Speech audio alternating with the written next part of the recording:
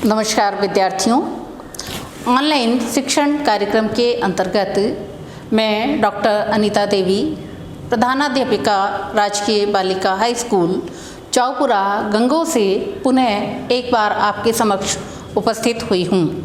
आज हम कक्षा 11 विषय नागरिक शास्त्र और हमारा प्रकरण है स्वतंत्रता का अध्ययन करेंगे। आज हम अपना व्याख्यान स्वतंत्रता के सकारात्मक और नकारात्मक पहलुओं पर केंद्रित करेंगे और ये बताने का प्रयास करेंगे कि वास्तव में स्वतंत्रता के सकारात्मक और नकारात्मक पक्ष का राजनीति शास्त्र में क्या महत्व है। इस अध्याय में जो पहला वाला व्याख्यान था उसमें हमने स्वतंत्रता के 2 आयामों की चर्चा की थी। बाहरी प्रतिबंधों के अभाव के रूप में स्वतंत्रता और स्वयं को अभिव्यक्त करने के अवसरों के रूप में स्वतंत्रता। प्रतिबंधों के अभाव में यानी जहाँ भी न होने के शब्द की प्रतिध्वनि होती है, ऐसा नहीं हो, ऐसा नहीं हो, इसे नकारात्मक कहते हैं।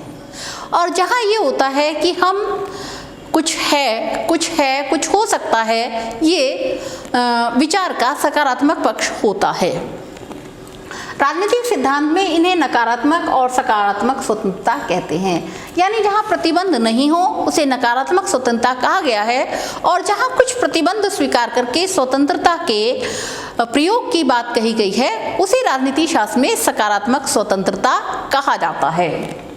नकारात्मक स्वतंत्रता उस क्षेत्र को पहचानने और बचाने का प्रयास करती है जिसमें व्यक्ति अनुल्लंघनीय हो, जिसमें वह जो होना, बनना या करना चाहे कर सके। यानी नकारात्मक स्वतंत्रता व्यक्ति को उसकी इच्छानुसार व्यवहार करने के लिए प्रेरित करती है। यह ऐसा क्षेत्र होगा जिसमें किसी बाहरी सत्ता का हस्तक्षेप नहीं होगा। यह छोटा सा पवित्र क्षेत्र है जिसमें व्यक्ति कुछ भी करे लेकिन उसमें हस्तक्षेप नहीं किया जा सकता।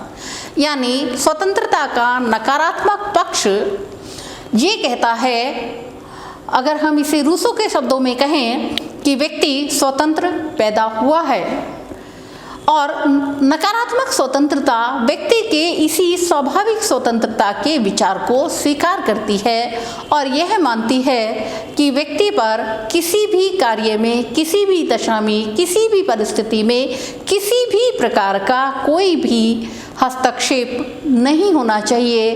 व्यक्ति अपने कार्यों के लिए पूर्ण रूप से स्वतंत्र होना चाहिए। नकारात्मक स्वतंत्रता की परंपरा व्यक्ति के लिए एक ऐसे दायरे की बात करती है जो अनुल्लंघनीय हो, जिसमें व्यक्ति स्वयं को व्यक्त कर सके। नकारात्मक स्वतंत्रता का तर्क यह स्पष्ट करता है कि व्यक्ति क्या करने से मुक्त है। व्यक्ति के कार्यों का हमने अभी अध्ययन किया था और 2 पक्ष बताए थे मिलने उसके, पर संबद्ध कार्य और स्व संबद्ध कार्य। नकारात्मक स्वतंत्रता व्यक्ति के स्व संबद्ध कार्यों से अधिक जुड़ी हुई है, जिसमें वो व्यक्ति के कार्यों में किसी भी प्रकार के प्रतिबंध को स्वीकार नहीं करती है।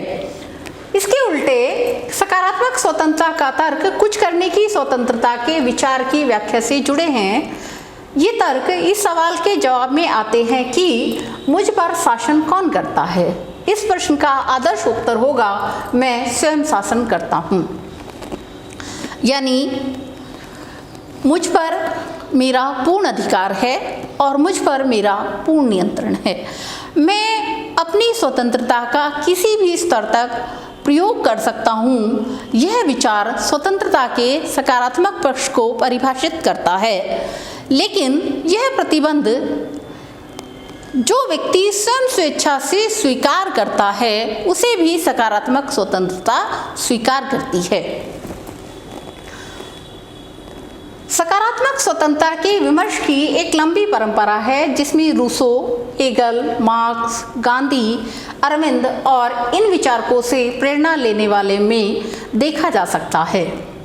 इस परंपरा का सरोकार व्यक्ति और समाज के संबंधों की प्रकृति और स्थिति से है। यह परंपरा इन संबंधों को इस तरह सुधारना चाहती है कि किसी व्यक्ति के व्यक्तित्व के विकास में कम से कम अवरोध रहें। ये नाम है रूसो, मैंने अभी कुछ वाक्य पूर्व ही उनका नाम लिया था। हेगल, मार्क्स, गांधी, अरविंद और उनसे प्रेरणा लेने वाले विचारक, ये सकारात्मक स्वतंत्रता के पक्षधर विचारक हैं, जो ये मानते हैं कि स्वतंत्रता पर कुछ न्यायोचित प्रतिबंध होने चाहिए और ये व्यक्ति में सुधारात्मक प्रवृत्ति के विकास पर जोर देते हैं। व्यक्ति को अपनी क्षमताओं का विकास करने के लिए भौतिक, राजनीतिक और सामाजिक जगत में समर्थनकारी सकारात्मक स्थितियों का लाभ मिलना चाहिए। जीवन बहुआयामी होता है, उसी पर यहाँ चर्चा हो रही है कि व्यक्ति को अपनी क्षमताओं का विकास करने के लिए भौतिक यानी मानवीय जगत की, राजनीतिक यानी राज्य और कानून व्यवस्था से जुड़ी हुई बातों के संबंध में, और सामाजिक जगत में यानी वह समाज जिसमें हम रह रहे हैं,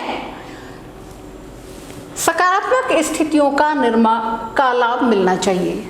यानी व्यक्ति जब एक भौतिक प्राणी के रूप में, एक राज्य के नागरिक के रूप में और एक समाज के सदस्य के रूप में जीवन यापन करता है, तो उसके लिए ऐसी स्थितियों का निर्माण होना चाहिए। उसे स्वतंत्रता का इतना लाभ अवश्य मिलना चाहिए कि वो अपनी तीनों स्थितियों में इन सकारात्मक परिस्थितियों का लाभ उठाते हुए अपने जीवन में उन्नति कर सके। इसका अर्थ यह है कि व्यक्ति गरीबी अथवा बेरोजगारी के कारण अवरुद्ध न हो और अपनी आवश्यकताओं की पूर्ति के लिए उसके पास पर्याप्त भौतिक साधन होने चाहिए। हमने बात की थी भौतिक जीवन की, जिसमें हम अपना सामान्य जीवन, खान पान, रहन सहन, परिवार और सामान्य दिनचर्या की बात करते हैं। तो व्यक्ति की स्थिति में गरीबी की स्थिति ऐसी नहीं होनी चाहिए कि वह सामान्य रूप से अपना जीवन व्यतीत न कर सके और उसमें जो प्राकृतिक रूप से क्षमताएं हैं उनके विकास के बारे में वह विचार न कर सके। यानी व्यक्ति का पूरा जीवन केवल अपनी भूख मिटाने तक ही नहीं सीमित हो जाना चाहिए। दूसरा, बेरोजगारी के कारण भी उसका जीवन अवरुद्ध नहीं होना चाहिए। व्यक्ति, देखिए ये एक अलग पक्ष है। अगर हमें इसे अर्थशास्त्र की भाषा में समझाना हो तो इसका बेरोजगारी का अर्थ हुआ कि व्यक्ति शारीरिक और मानसिक रूप से स्वस्थ हो, वह बाजार में प्रचलित न्यूनतम मजदूरी स्तर पर कार्य करने को इच्छुक हो लेकिन उसे रोजगार प्राप्त न हो, वह स्थिति बेरोजगारी कहलाएगी। तो व्यक्ति शारीरिक और मानसिक रूप से स्वस्थ है, वह प्रचलित न्यूनतम मजदूरी दर पर काम करना चाहता है, लेकिन उसे उसकी क्षमता और उसकी योग्यता अनुसार यदि रोजगार प्राप्त नहीं हो रहा है तो उससे व्यक्ति कुंठित होता है। कई बार वह समझौता करके कुछ अन्य कार्य यानी अपनी क्षमता से निम्न स्तर पर कार्य तो कर लेता है, लेकिन उसकी स्वाभाविक योग्यता का विकास नहीं होता है। यानी हमें समाज के वातावरण को ऐसा रखना चाहिए कि व्यक्ति की न्यूनतम आवश्यकताओं की पूर्ति हो सके और उसे योग्यता अनुसार अपने विकास का अवसर भी प्राप्त हो सके। उसके पास निर्णय निर्माण की प्रक्रिया में भाग लेने का अवसर होना चाहिए। यह वाक्य मूल रूप से राजनीतिक स्वतंत्रता से जुड़ा हुआ है। व्यक्ति जिस राज्य का नागरिक होता है वहाँ उसे कुछ अधिकार प्राप्त होते हैं और राजनीतिक स्वतंत्रता भी इसी श्रेणी में आती है। व्यक्ति को ऐसा अवसर मिलना चाहिए कि वह जिस राज्य का नागरिक है उसे उस राज्य के निर्णयों के निर्माण में अवसर लेने का या भाग लेने का अवसर प्राप्त हो जाए। जैसे भारत के संदर्भ में अगर हम बात करेंगे तो भारत में अधिकारों की जब हम बात करते हैं तो वहाँ राजनीतिक अधिकार है, जिसके अनुसार व्यक्ति अपनी योग्यता अनुसार चुनाव लड़ सकता है, चुनाव प्रक्रिया में वोट के माध्यम से भाग ले सकता है, और यदि उसे ऐसा लगता है कि सरकार ने अपने किए हुए वायदों का ठीक से अनुपालन नहीं किया है, अपने कार्य उसके अनुरूप नहीं किए थे जैसे उसने पहले घोषणा पत्र में या विभिन्न चुनाव में वायदे किए थे, तो वह फिर से अपने वोट के माध्यम से सरकार को बदलने की शक्ति भी रखता है। यह वाक्य मूल रूप से इसी भावना को व्यक्त करता है। उसके पास निर्णय निर्माण की प्रक्रिया में भाग लेने का अवसर होना चाहिए, जिससे कि बनने वाले कानूनों में उसकी इच्छा की झलक हो या कम से कम उसकी प्राथमिकताओं को ध्यान में लिया जाए। कई बार ऐसा हो जाता है कि हम ऐसी परिस्थितियों का सामना कर रहे होते हैं जहां हम सामान्य रूप से जीवन व्यतीत तो करते हैं, लेकिन कुछ असमय होने वाली परिस्थितियों के कारण कुछ कामों को रोक दिया जाता है। यह वाक्य उसी से जुड़ा हुआ है कि यदि विपरीत परिस्थितियां भी हों और व्यक्ति किसी निर्णय में भाग नहीं ले पा रहा हो, लेकिन निर्णय ऐसा होना चाहिए जहां ऐसा लगे कि उसका प्रतिनिधि उसकी बात को ठीक से समझता है और निर्णय लेने में उसकी बात को ध्यान में रखा गया है। सबसे पहले तो अपने बुद्धि विवेक के विकास के लिए शिक्षा और अच्छा जीवन जीने के लिए जरूरी अन्य अवसरों तक व्यक्ति की पहुंच होनी चाहिए। यानी व्यक्ति को अपने विवेक अनुसार अच्छा जीवन जी सके, अच्छी शिक्षा प्राप्त कर सके और अवसरों का ठीक प्रकार से लाभ प्राप्त कर सके, ऐसी परिस्थितियां अवश्य मिलनी चाहिए। सकारात्मक स्वतंत्रता के पक्षधरों का मानना है कि व्यक्ति केवल समाज में ही स्वतंत्र हो सकता है, समाज से बाहर नहीं, और इसलिए वह समाज को ऐसा बनाने का प्रयास करते हैं जो व्यक्ति के विकास का रास्ता साफ कर सके। इसका मतलब ये हुआ कि जो सकारात्मक स्वतंत्रता के पक्षधर हैं या सकारात्मक स्वतंत्रता को स्वीकार करते हैं, उनका मानना है कि न्यूनतम प्रतिबंधों के आधार पर समाज में रहकर ही व्यक्ति अपने जीवन को ठीक प्रकार से जी सकता है, और समाज के बाहर क्योंकि ये अनुकूल परिस्थितियां नहीं होती हैं, इसीलिए व्यक्ति का ठीक प्रकार से संपूर्ण विकास समाज में ही संभव है। दूसरी ओर नकारात्मक स्वतंत्रता का सरोकार हस्तक्षेप के अनुल्लंघनीय क्षेत्र से है। इस क्षेत्र के बाहर समाज की स्थितियों से नहीं। नकारात्मक स्वतंत्रता हस्तक्षेप के इस छोटे से क्षेत्र का अधिक से अधिक विस्तार करना चाहेगी, हालांकि ऐसा करने में वह समाज के स्थायित्व को भी ध्यान में रखेगी। स्वतंत्रता का जो एक पक्ष नकारात्मक स्वतंत्रता का है, वो ये मानकर चलता है कि व्यक्ति का जो व्यक्तिगत क्षेत्र है, जिसे वो पवित्र क्षेत्र कहते हैं, सीमित क्षेत्र कहते हैं, उसे किसी भी व्यक्ति को उल्लंघन करने का अधिकार नहीं है। ये क्षेत्र अनुल्लंघनीय है, जिसका कोई उल्लंघन ना कर सके। नकारात्मक स्वतंत्रता हस्तक्षेप के इस छोटे से क्षेत्र का अधिक से अधिक विस्तार करना चाहेगी। यानी जो नकारात्मक स्वतंत्रता है वो ये मानकर चलती है कि व्यक्ति के जो छूट का दायरा है वह अधिक से अधिक हो। लेकिन महत्वपूर्ण यह है कि इससे पहला वाक्य था कि स्वतंत्रता का वो केवल समाज में ही संभव है, समाज के बाहर नहीं है। इसीलिए नकारात्मक स्वतंत्रता भी यह ध्यान रखेगी कि समाज के स्थायित्व को किसी प्रकार की हानि न हो। आमतौर पर दोनों प्रकार की स्वतंत्रताएं साथ साथ चलती हैं और एक दूसरे का समर्थन करती हैं, लेकिन ऐसा भी हो सकता है कि निरंकुश शासक सकारात्मक स्वतंत्रता के तर्कों का सहारा लेकर अपने शासन को न्यायोचित सिद्ध करने की कोशिश करें। आमतौर पर दोनों स्वतंत्रताएं साथ साथ चलती हैं, यह एक वास्तविकता है। प्रतिबंध बाहरी ही हो ऐसा अवश्य नहीं होता है। प्रतिबंध व्यक्ति स्वयं पर भी स्वीकार करता है।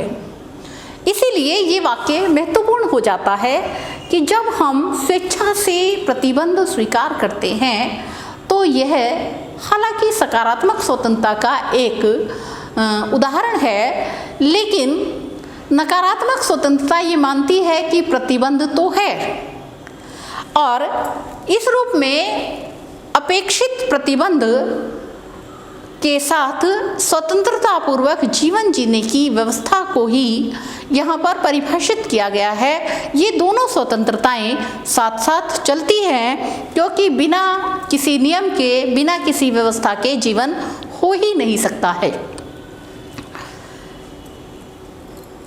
आमतौर पर दोनों प्रकार की स्वतंत्रताएं साथ साथ चलती हैं और एक दूसरे का समर्थन भी करती हैं। कैसे? हम जब ये स्वीकार कर लेते हैं कि इस प्रतिबंध से हमें लाभ होगा, तो वास्तव में हम नकारात्मक रूप में स्वतंत्रता को जीते हुए भी सकारात्मक जीवन जीते हैं। लेकिन ऐसा भी हो सकता है कि निरंकुश शासक सकारात्मक स्वतंत्रता के तर्कों का सहारा लेकर अपने शासन को न्यायोचित सिद्ध करने की कोशिश करें।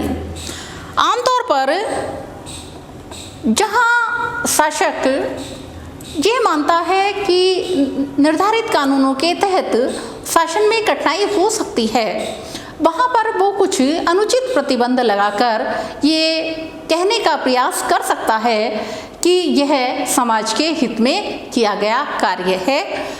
इसे ही प्रतिबंध के रूप में स्वीकार किया जाना चाहिए।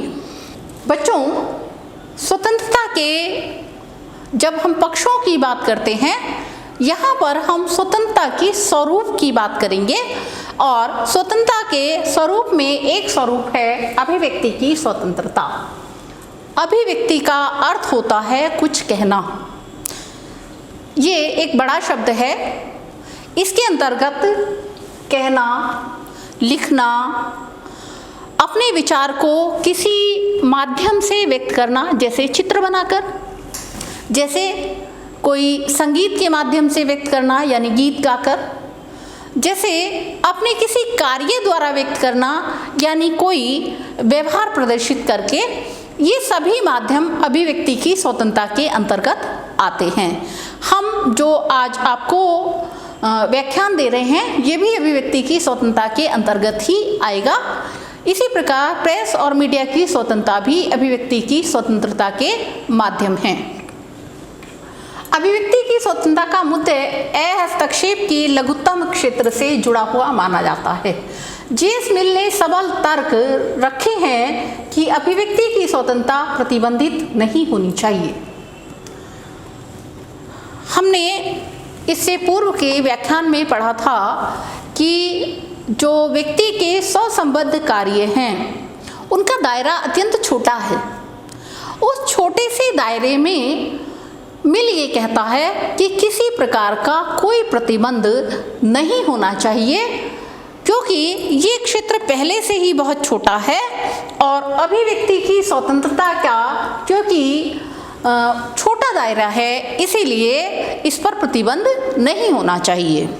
अभी तक हमने स्वतंत्रता को विकल्प निर्धारण के रूप में देखा, जहां सकारात्मक और नकारात्मक स्वतंत्रता के बीच फर्क किया गया, जहां हमने स्वतंत्रता पर न्यायोचित सीमाएं लगाने की जरूरत को स्वीकार किया, लेकिन साथ ही यह भी माना कि इन सीमाओं को उचित प्रक्रिया और महत्वपूर्ण नैतिक तर्कों के समर्थन की जरूरत है। अभिव्यक्ति की स्वतंत्रता एक बुनियादी मूल्य है और जो लोग इसको सीमित करना चाहते हैं, उनसे बचने के लिए समाज को कुछ असुविधाओं को सहन करने के लिए भी तैयार रहना चाहिए। हमने ये बताने का प्रयास किया कि सकारात्मक स्वतंत्रता और नकारात्मक स्वतंत्रता दो रूप हैं। सकारात्मक स्वतंत्रता न्यायोचित प्रतिबंधों पर टिकी हुई है। जो प्रतिबंध ठीक है, हमारे विकास में किसी प्रकार की बाधा उत्पन्न नहीं करते हैं, समाज में न्यायोचित स्थितियों का हमारे लिए सकारात्मक परिस्थितियों का निर्माण करते हैं, उन सीमाओं को हमें स्वीकार कर लेना चाहिए। और अभिव्यक्ति की स्वतंत्रता भी इसी श्रेणी की स्वतंत्रता के अंतर्गत आती है, जो व्यक्ति के जीवन में महत्वपूर्ण स्थान रखती है। जो लोग अभिव्यक्ति की स्वतंत्रता को बुनियादी मूल्य मानते हैं, उन्हें समाज की सीमाओं को स्वीकार करते हुए अपने लिए स्थान तलाशने की आवश्यकता होती है, यानी अपने आप को व्यक्त करने की आवश्यकता होती है। वॉल्टेयर का कथन उल्लेखनीय है कि तुम जो कहते हो मैं उसका समर्थन नहीं करता, लेकिन मैं मरते दम तक तुम्हारे कहने के अधिकार का बचाव करूंगा। वॉल्टेयर एक प्रमुख राजनीतिक विचारक हैं और वो सकारात्मक स्वतंत्रता के पक्षधर हैं। उन्होंने अभिव्यक्ति की स्वतंत्रता पर अपना ये विचार व्यक्त किया है कि व्यक्ति जो कहता है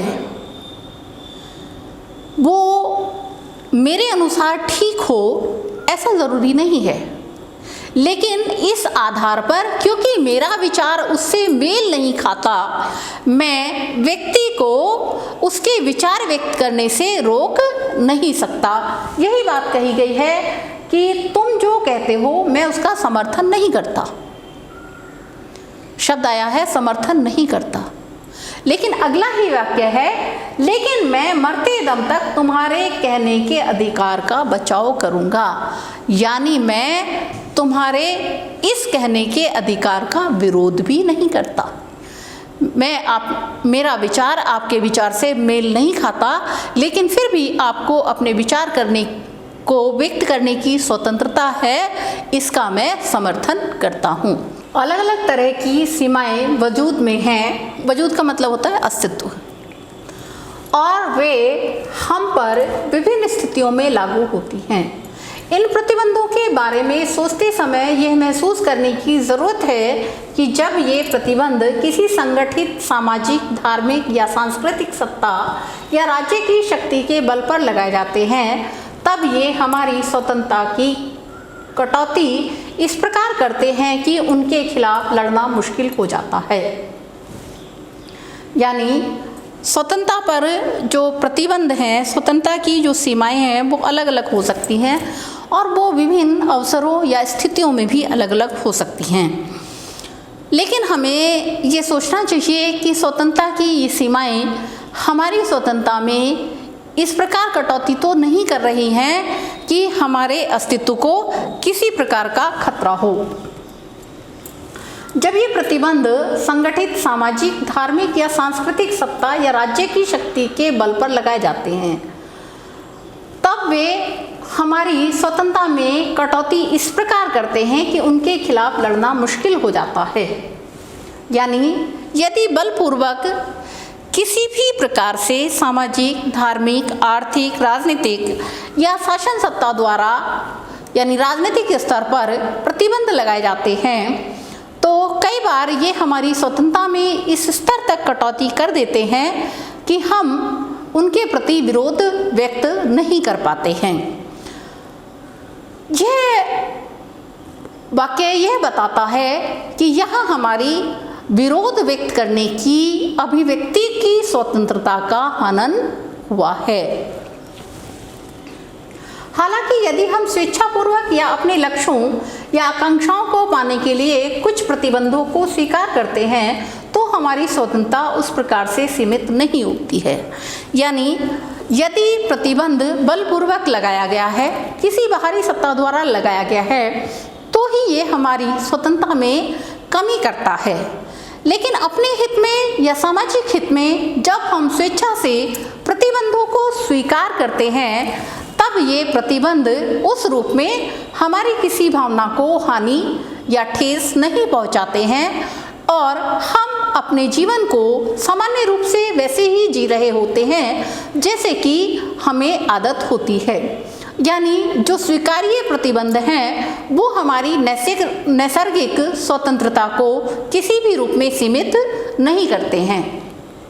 हमने यह कहते हुए शुरुआत की थी कि स्वतंत्रता बाहरी प्रतिबंधों का अभाव है। स्वतंत्रता के पहले हमने नकारात्मक स्वरूप का अध्ययन किया था और हमने ये कहा था कि प्रतिबंधों के अभाव का नाम ही स्वतंत्रता है।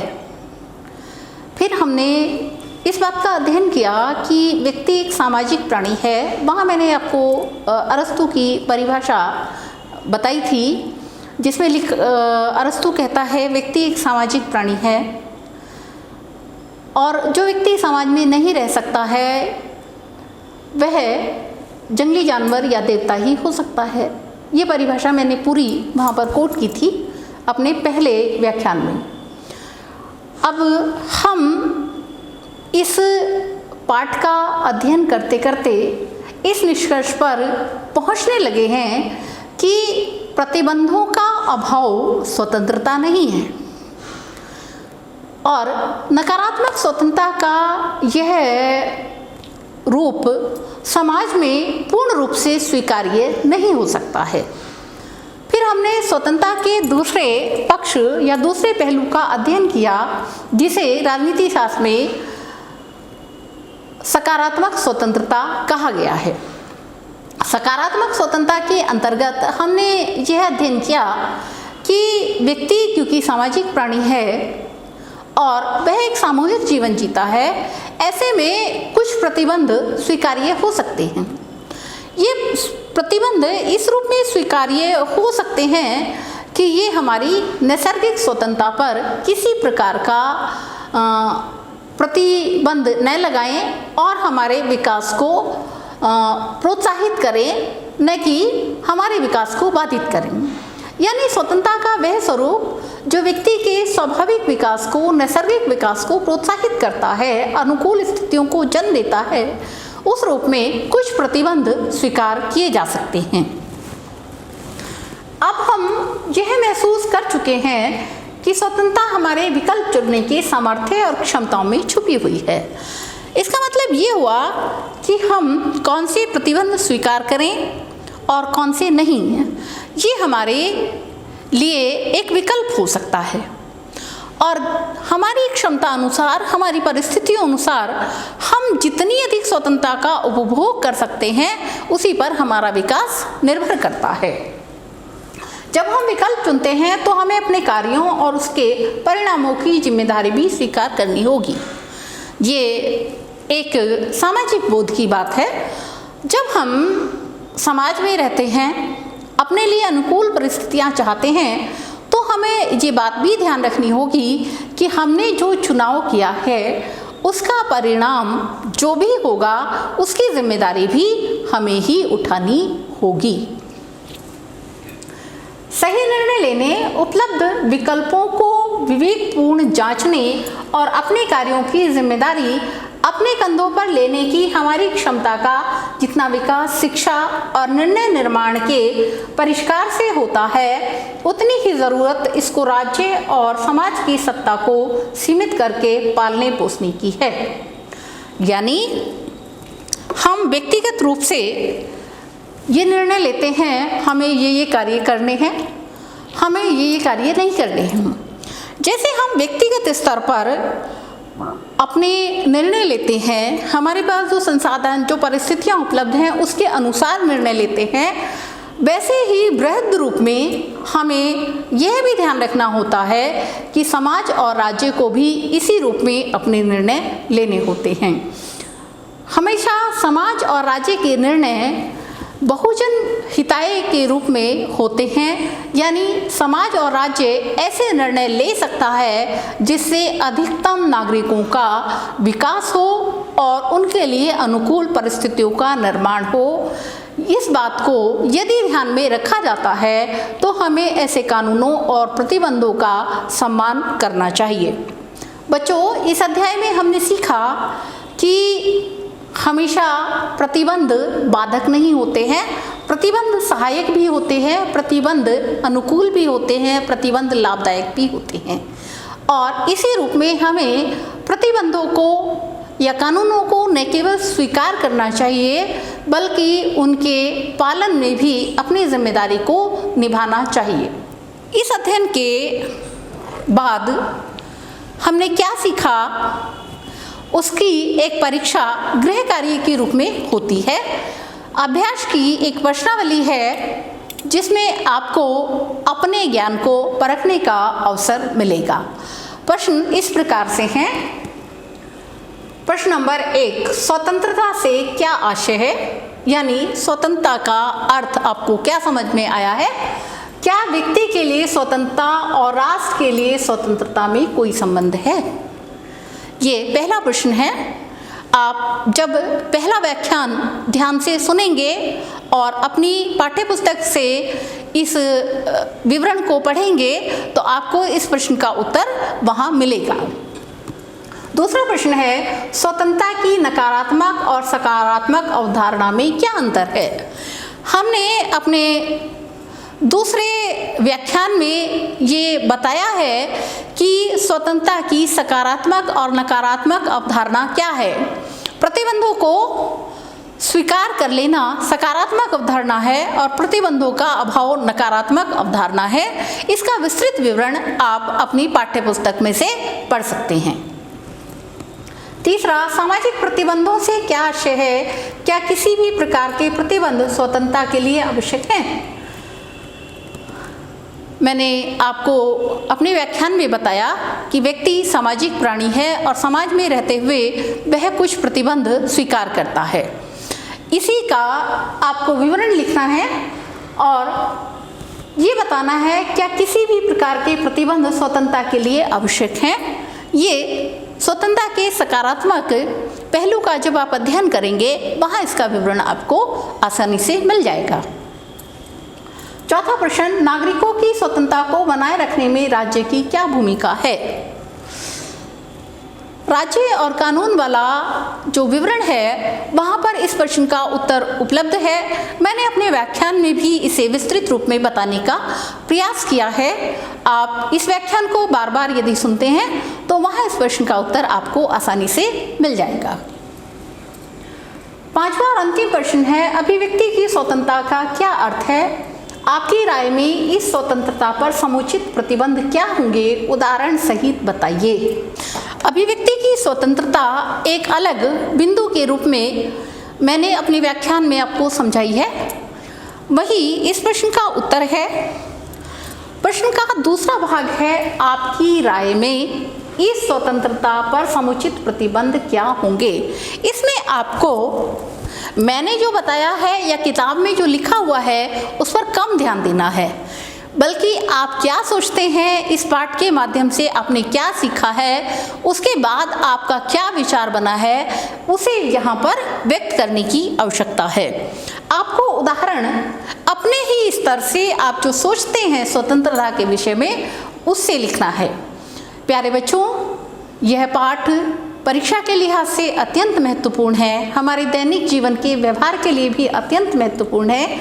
आप इसे बार बार सुने और इसमें जो व्याख्यान के माध्यम से या पाठ्यपुस्तक के माध्यम से बताने का प्रयास किया है उसे आप अच्छी प्रकार से समझ जाएंगे, ऐसी मेरी अपेक्षा है। धन्यवाद।